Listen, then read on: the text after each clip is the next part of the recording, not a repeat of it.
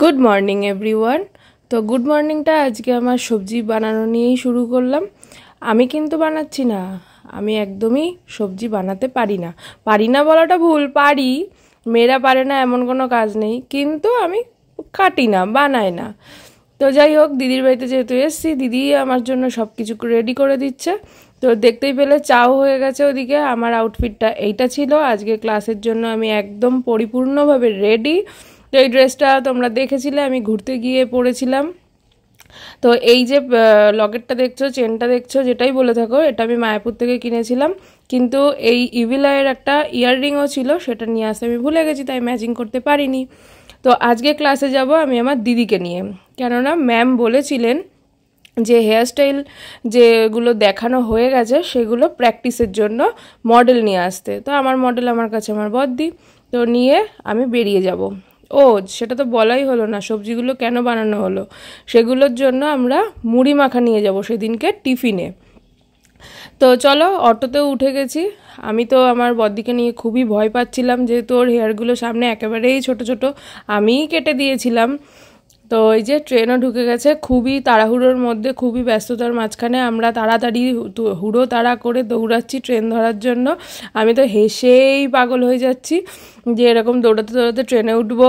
সেই জন্য খুব মজা লাগছিল যে দিদিকে নিয়ে যেতে পারছি আমি আমার স্বপ্নের ম্যামকে দেখানোর জন্য, তারপরে তার স্টুডিওতে নিয়ে যেতে পারছি। তো আমার খুব ভালো লাগছিল যে আমার সাথে আমার দিদি যাচ্ছিল। আর ওর হেয়ারস্টাইলের মানে ওর ওপরে হেয়ারস্টাইল দেখানো হবে, আরও প্র্যাকটিস হবে। তো চলো যাওয়া যাক। ট্রেনে উঠে গেছি, ট্রেন থেকে নেমেও পড়েছি। শিয়ালদা থেকে দমদম যেতে জাস্ট 15 মিনিট লাগে, তারও কম।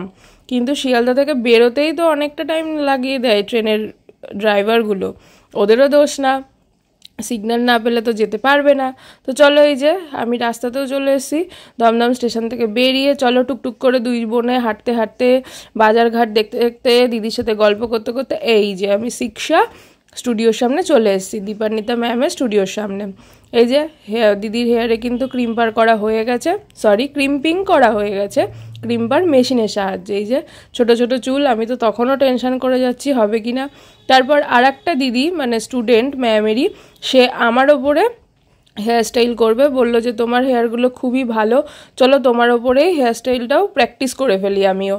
তো এই যে আমার দিদিকে নিয়ে ম্যামের যে অ্যাসিস্ট্যান্ট ছিলেন, তো সেই শিপ্রাদি আমার দিদির হেয়ারে সবাইকে দেখিয়ে দিচ্ছিল যে এইভাবে ক্রিম্পিং করতে হবে আর এইভাবেই হেয়ারস্টাইলগুলো করতে হবে। তো চলো দেখতে থাকো ফুল ভিডিওটা, আশা করছি ভালো লাগবে। যদি ভালো লেগে থাকে অবশ্যই তোমরা লাইক করো আর কমেন্ট করে জানিও যে ভিডিওগুলো আমার তোমাদের কেমন লাগছে। তো এই যে পাখির বাসা বানানো হচ্ছে, মানে ব্যাককম করা হচ্ছে। তো এই যে সেটিং স্প্রেও দিয়ে দেওয়া হলো। দিদির মাথায় কিন্তু এক সাইডে হেয়ারস্টাইল করা কমপ্লিট, মানে দেখানো হয়ে গেছে, তো আর এক সাইডেও হয়ে গেছে। তারপর টিফিন টাইম চলে এসছে, টিফিনে বসে গেছি খেতে। তো খুব তাড়াহুড়ো করেই খাচ্ছিলাম, যেহেতু মুড়ি সবজি টবজি দিয়ে মাখানো, মানে একদমই মুড়ি মশলার মতো করে মাখানো। তো এই যে খাচ্ছি, ওই যে পাশেও আর একটা স্নিগ্ধা বলে একটা স্টুডেন্ট আছে, মানে সেও খাচ্ছিল। তো দেখো ম্যামও চলে এসছে, এই যে হেয়ারস্টাইল দেখানো শুরু করে দিয়েছে। এই যে আমি বসে গেছি, আমার ওপরেই ম্যাম কিন্তু হেয়ারস্টাইলগুলো দেখাচ্ছিল। আর আমার কাছে জিজ্ঞাসা করছিল যে তোমার কি ব্যথা লাগছে। আমি বললাম না ম্যাম, আমার এক ফোঁটাও ব্যথা লাগছে না। তো আমার এটা অনেক বড় ভাগ্য যে দীপান্বিতা ম্যামের কাছে আমার হেয়ারস্টাইলটা ডান হচ্ছিল। এই যে দিদির ওপরেও একটা স্টুডেন্ট প্র্যাকটিস করে নিয়েছে, সেটাও দেখিয়ে দিলাম, তোমাদের সাথে শেয়ার করলাম। এই যে আমিও বসে গেছি, আমার ওপরে আর একজন দিদি প্র্যাকটিস করছিল। এই যে ম্যামও আবার দেখিয়ে দিচ্ছে সবাইকে। আমরা যদি কেউ কিছু না বুঝতে পারি, ম্যাম কিন্তু খুব সুন্দর করে বুঝিয়ে বুঝিয়ে দিচ্ছিলেন বারবার করে, কোনো ভুলভ্রান্তি যাতে না হয়। এই যে বেরিয়েও গেছি আমরা, হেয়ারস্টাইল কমপ্লিট আমাদের। তো এই যে গল্প করতে করতে আবার শিয়ালদা স্টেশন থেকে ট্রেন থেকে নেমে, মানে দমদম থেকে শিয়ালদাতে চলে এসেছি। এসে নিয়ে একটু স্মার্ট বাজারে ঢুকেছিলাম, আমার শুনু মানে হলো আমার বদ্দির ছেলের জন্য একটা ক্রিম নেওয়ার ছিল, নিভিয়া সফট। তো ওই ক্রিমটা কেনার জন্য আমি ঢুকে গেছি, আমি বলছি সরি, আমরা দুই বোনে ঢুকে গেছি। তো কালেকশানগুলো দেখছিলাম, মোটামুটি ভালোই ছিল দেখতে, জাস্ট ওপরে দেখেছি, ভেতরে ঢুকে কিন্তু দেখিনি। তো দেখো আমরা চলন্ত সিঁড়িতে উঠে গেছি, বাংলাতেই বললাম যেহেতু আমি বাঙালি, আমার ইংলিশ বলতে হবে না, থাক তোমরা বুঝেই গেছো। তো চলো এই যে সিঁড়িতে উঠে পড়েছি, চলন্ত সিঁড়িতে ধপ করে উঠে পড়লাম।